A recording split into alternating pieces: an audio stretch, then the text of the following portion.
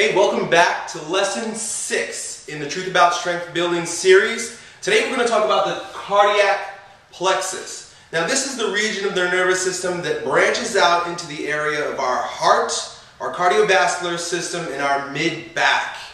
Psycho-emotionally, this is associated with love, relationship, yielding to others, yielding to God, giving up of our carnal selves and moving to a more spiritual idealism. And that's essentially what love is. And as we'll explore, love is really more of an awareness of our unity than a possession of another person or a feeling that we have for something or someone else. So let's get started.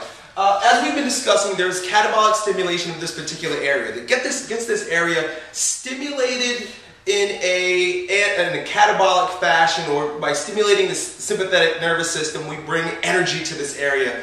As we spoke about with regard to balancing the autonomic nervous system, generally this becomes overdone, so we're also going to talk about anabolic activation. Catabolic stimulation, which most of us who are in exercise and fitness are already doing, is exercises like push-ups, chest presses, bent over rows, anything associated with the chest area, and the mid and upper back, like bent over rows, inverted rows, and things like that. Also, it's the stimulation of the heart. So high intensity interval training is very good for stimulating this area. So if you're a basketball player, football player, and you're doing lots of interval training, or if you're doing interval training at the gym, skipping ropes, sprint intervals, anything of that nature, really anything that gets the heart working hard, cardio training is associated with stimulating that area catabolically. Now, anabolic activation is going to come in the form, psycho-emotionally is going to come in the form of compassion.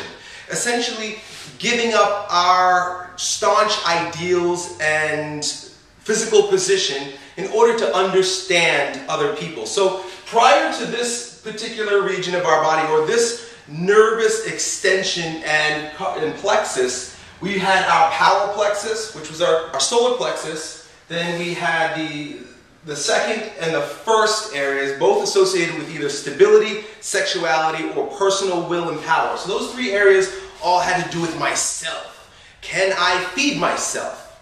Can I create more of myself? Sexuality. Do I understand the balances and the rhythms of life? Can I exert myself to get what I want? Those are the three that are associated with our lower forms of survivalism and the support of the ego. They're all rooting us. Now we're moving up towards our, what would we call our limbic system, stimulating ideas of creativity and unity and recognizing the relationship of everything around us. It's once been said that genius is the ability to see relationships between several different things. So someone who could see how multiple things that seem diametrically opposed actually complement each other or work together in relationship is a function of genius, but it's also an expression of love. It's also a recognition of love. That's what the power of love is, and I'll give you some definitions that I found that I think they're very resourceful and helpful.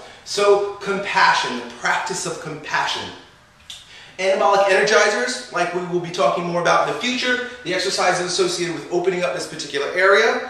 Thoracic extension. Those of us who are clenched up in this particular area are also those that tend to have a closing down or a shutting in or a kyphotic type posture, rigid upper back. Anytime this area is rigid, stiff, unpliable, is going to be associated with weak power in that area. So we want to be able to provide thoracic extension with mobility exercises and stretches. Also, giving and receiving. Like I spoke about this, we start moving away from ourselves and we start moving into others at the middle point of the cross of our body. We are now moving from self to other as our hands extend in sharing. So what I want to make very clear, because a lot of this is an area that gets very sticky, because many of our religions and many of our ideals proceed and philosophies proceed from a lot of confusion about this particular area. So when I say giving and receiving, I don't mean out of pity or helping, like a lot of people think they're doing, but more out of an awareness of our oneness. You know, we have so many people doing good. They're going about helping people out of a sentiment of pity as opposed to truly love. You know, there are two elements that we're either moving out of, and one is fear. And I think a lot of our giving and a lot of our helping comes from a place of fear. I should do this. This is the right thing to do, or God wants me to do this. As opposed to an awareness of the oneness and doing it out of love, like I said, which is the recognition of the relationship between us. So if I give to another person, it's not because I'm doing them something, I'm doing them a favor. It's an expression of my understanding our relationship. Because as I give, I receive. There's a reciprocal process going on here. I'm sharing my ideas with you, but you're also supporting me by watching and giving energy to my ability to do this. So it's less of a imbalanced situation, and most of the imbalance is associated with relationship, which causes all types of dysfunctional relationships in our lives, is because of the lack of awareness or attachment to one side of the dance of love. And we become very attached to our ideas about what's going on, as opposed to the awareness of the reality, which is actually unity. We're all one. And there's, even in the field of quantum physics, they're doing so much to prove that we're all made of the same stuff. We're all coming from the same stuff. Rocks, birds, people, trees, we're all in a unified field. I'll give you some resources down below. Someone who exhibits strong power in this particular area is going to be able to exhibit unconditional love, which is an expression of compassion. They can give and receive, like I spoke about. Forgiveness of self and other. Forgiveness is a giving up of our ego. It's a giving up of our personal ideals and relinquishing responsibility for these imbalances to the universe or to God, and not being attached to the person that did us wrong or attached to the thing that we may have made a mistake about. It's a yielding, and that's a big part of this particular area, stimulating love and understanding in the cardiac plexus. That's why so many people have, and we'll talk about in a minute, weak power in this area. Strong power is also recognized by a powerful mid-chest and upper back. And we all know those people because they can press a lot, they can pull a lot, they've got a very strong, balanced flexibility and strength in that particular area. And I love is the personal expression that's associated with this area. Now, weak power in this area is one that many of us deal with, especially in modern contemporary societies, which is cardiovascular problems. Asthma, high blood pressure, heart and lung disease are all associated with a lack of expression in this particular area. And most of it has to do with our resistance to yielding to the unified field or to God.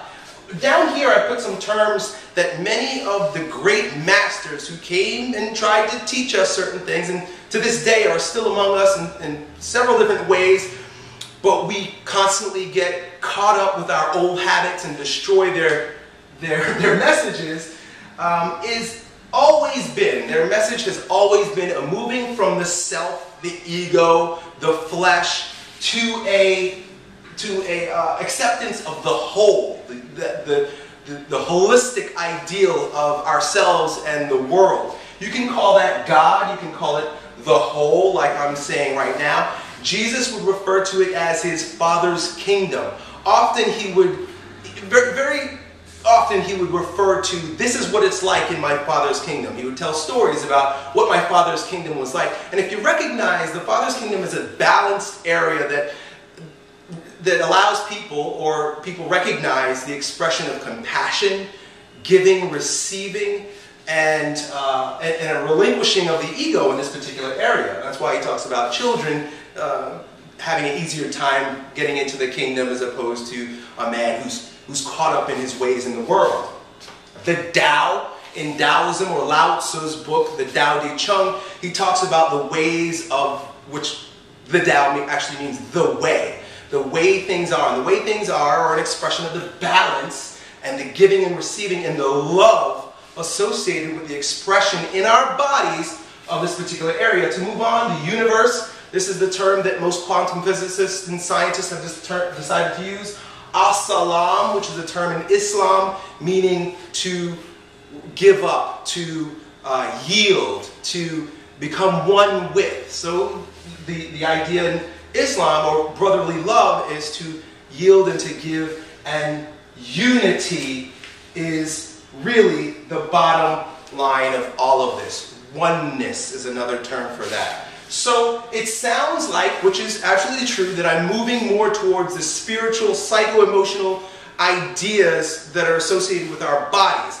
This, as we move up the body, we move away from earth grounding to more spiritual, limbic, loving, higher ideals, what you would call our neocortex. And we'll talk about that when we get into the brain. These are the expression of higher capacities that human beings have that aren't so rooted in survivalism like our reptilian brain. We'll talk all about this later on. So this is where it starts getting a little confusing, uncomfortable for a lot of people. I'm probably going to get a lot of questions, but I'm going to do my best to provide you with resources.